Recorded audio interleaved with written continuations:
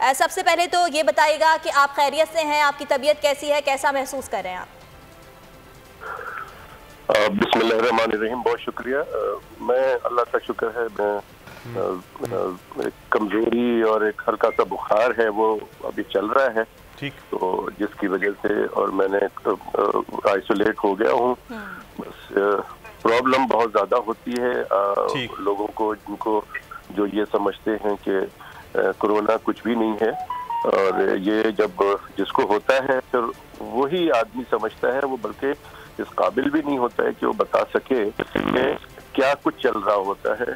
और डॉक्टर साहब, आपके लिए ना सिर्फ मेरी जानिब से बल्कि हमारी पूरी टीम की जानिब से आपकी सेहतयाबी के लिए बहुत सी दुआएं हैं। अल्लाह ताला जितने भी लोग इस वक्त बीमार हैं उन सबको सेहतयाब करे। डॉक्टर साहब, मैं चाहूँगा आप, क्योंकि आप खुद भी इसमें मुब्तला हो चुके हैं, इस बीमारी में, क्या क्या एहतियाती तदाबीर इख्तियार करनी चाहिए जो इंसान कोविड में मुब्तला हो चुका है उसको, और किस किस तरह की दवाइयों को आप रिकमेंड करते हैं? बतौर डॉक्टर आप क्या कुछ इस वक्त ले रहे हैं कोरोना से लड़ने के लिए?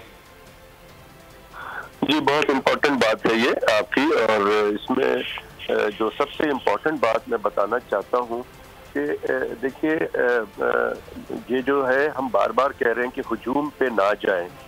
हुजूम में जाएंगे तो ये वायरस लगने के बहुत ज़्यादा चांसेस हैं, लेकिन ये वायरस जो है ये सिर्फ आप एक आदमी के साथ अगर बैठ के खाना खा लिया है, जो मैं अपने आप को समझ रहा हूँ कि जब आदमी खाना खाता है किसी के साथ बैठ के, आपको पता नहीं है तो मास्क नीचे कर लेता है, चाय पी रहा है तो वो नीचे कर लेता है मास्क, और गुफ्तगू के दौरान ही आप इन्फेक्टेड हो जाते हैं अगर वो आदमी इन्फेक्टेड है जिसके साथ आप बैठे हैं।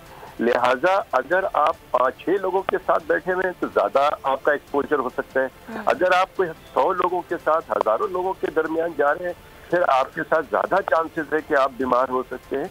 तो कहने का मेरा मकसद ये है कि खुदारा इसके अंदर एहतियात की जरूरत है। प्लस ये कि जो लोग बीमार हैं उनको चाहिए कि आराम करें, आराम से जो है वो बिल्कुल जो है ये जो है सिस्टम ऐसा कि इम्यूनिटी बढ़ जाती है, और जब इम्यूनिटी बढ़ती है तो ये वायरस जो है वो वीक हो जाता है। लेकिन प्रॉब्लम में वही लोग आते हैं कि जो लोग इस वायरस में मुब्तला होने के बावजूद भी वो चल फिर होते हैं या अपने रूटीन का काम कर रहे होते हैं, तो ये बड़ा मसला है। बाकी दवाइयों के जहाँ तक ताल्लुक है तो मैं आपके तवज्जो से तमाम लोगों से रिक्वेस्ट करूंगा कि देखें, आप ताकत की दवा ले लें। पैरासिटामोल अगर आपके जिस्म में दर्द है, बुखार है, तो ये 2-3 दिन आपको तंग करेगा, उसके बाद आप सेटल हो जाएंगे।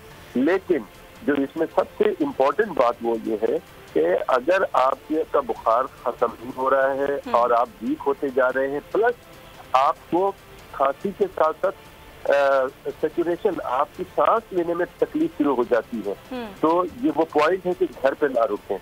ये जो लोग कह रहे होते हैं कि अस्पताल में डॉक्टर्स जो है ये कोरोना का इंजेक्शन लगा देंगे आपको, ये बिल्कुल गलत बात है। खुदारा अगर जरा सा भी आपको लगता है कि हालत खराब है तो फौरी तौर पर अस्पताल चले जाना चाहिए। डॉक्टर साहब, एक और सवाल मैं आपसे करना चाहूँगी। जिनकी हालत तशवीशनाक है वो मरीज़ तो अस्पताल चले जाते हैं, लेकिन जिन मरीज़ों ने अपने आप को आइसोलेट कर लिया है और उनके घर वाले अब तक इस वायरस में मुब्तला नहीं हुए हैं, ज़ाहिर है दवा देनी है, ख्याल रखना है, खाना तक पहुँचाना है, तो वो किस तरह से एहतियात बरतें कि वो बीमार ना हो जाएं? बिल्कुल, ये भी एक बहुत इम्पोर्टेंट सवाल है। देखिए, जिस तरह से मैंने किया हुआ है कि मैं दरवाजा बंद करके कमरे में बैठा हुआ हूँ, दवाइयाँ मेरे पास है, पानी की बोतल मेरे पास है, और ऐसी छोटी मोटी चीजें जिसको मैं कहता हूँ कि इम्यूनिटी बढ़ाने के लिए आप ड्राई फ्रूट्स हैं वो अपने पास रख लें आप, ताकि बार बार कोई आपको देने का। खाने की जहाँ तक बात है कि जो आपको लंच, डिनर और ये सब चीजें होती है वो दरवाजे पे ही आपको रख दिया जाए, और वो आपको खटखटा के या आवाज लगा के तो आप उसे खुद उठा लें आप। और सबसे बेहतर ये होगा कि अगर आप डिस्पोजेबल बर्तन खरीद सके, गिलास खरीद सके, तो वो डिस्पोजेबल इस्तेमाल करें, ताकि आप इस्तेमाल करने के बाद उसको डिस्कार्ड कर दें।